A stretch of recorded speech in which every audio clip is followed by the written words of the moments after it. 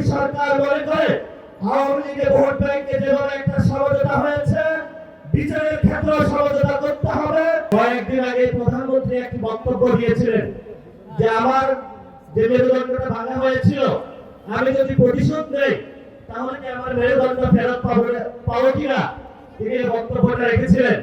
আমি সবিনয়ে মাননীয় প্রধানমন্ত্রীর কাছে জানাতে চাই, এই যে এখানে এতগুলো মানুষ উপস্থিত হয়েছে, যাদেরকে অন্ধকার প্রকোষ্ঠে রাখা হয়েছিল, যাদের বাপকে হলো থানায়, জেলায়, পুরো বাংলাদেশের বিভিন্ন কারাগারে ঘুরানো হয়েছিল, এই মানুষগুলো প্রতিশোধ চায় না, কিন্তু আমরা বিচারে বিশ্বাসী। আমরা বাংলাদেশে বিচার চাই।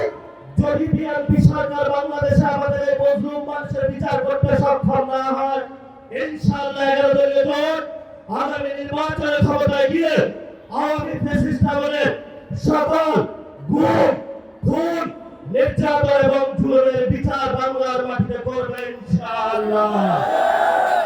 বিচারের দাবিতে আমরা মাঠে ছিলাম, আছি, ভবিষ্যতে থাকবো।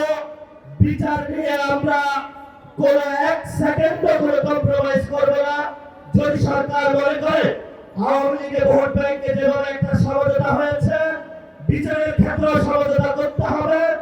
আমরা বলবো আল্লাহ রাস্তায় বাচ্চায় বিএনপির ভাইরা, আপনারা নির্যাতিত হয়েছেন, বাংলাদেশের সকল মানুষ নির্যাতিত হয়েছে।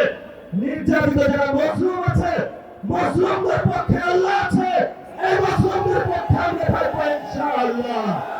আমির জামাত বলেছেন, যদি সেই ইলেকশনের রেজাল্টটা মেনে নেওয়া হতো তাহলে বাংলাদেশে একটা গৃহযুদ্ধ হতো।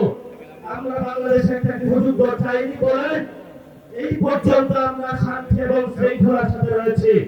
নির্বাচন কমিশনে যে কমিশনারগণ নিয়োগ হয়েছিলেন, সেই প্রস্তাবনা আমাদের কাছে এসেছিল, বলেছিল ভাগ বটরা করে অমুক অমুক ব্যক্তিকে বসানো হবে।